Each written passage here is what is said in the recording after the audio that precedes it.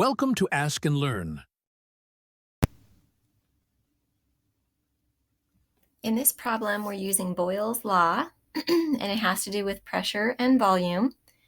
Pressure times volume is a constant when your temperature is a constant. And so we have PV equals C as the equation. And for part A, we want to find the rate of change of the volume with respect to the pressure.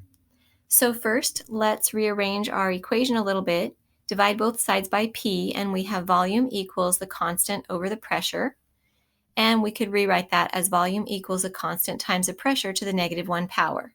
That makes it easier to differentiate. So now we find the derivative of that. We bring down the -1 and multiply it by the constant, and we raise p to the -2nd power. Now we can rewrite that if we'd like to as dV dP equals -c over p squared.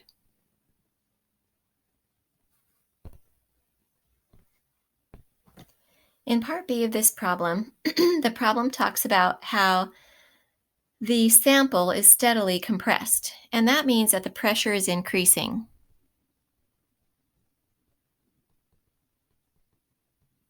So if we take a look at our derivative that we just found in part A, if the pressure increases, that means you're having a larger denominator, and that's going to result in a smaller number.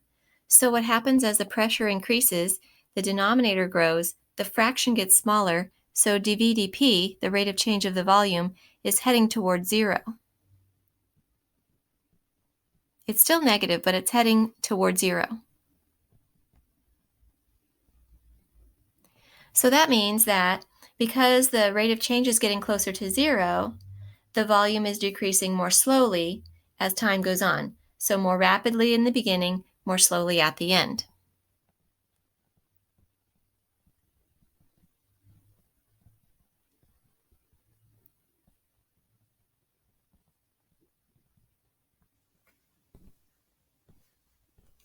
And part C is about isothermal compressibility. The symbol for isothermal compressibility is beta. And in example 5 in the book, it tells us that isothermic compressibility is equal to -1 over V times dV dP. Well, we just found in the first part that dV dP is equivalent to -c over p squared. So we can do that substitution. So now we have -1 over V times -c over p squared. Let's simplify that.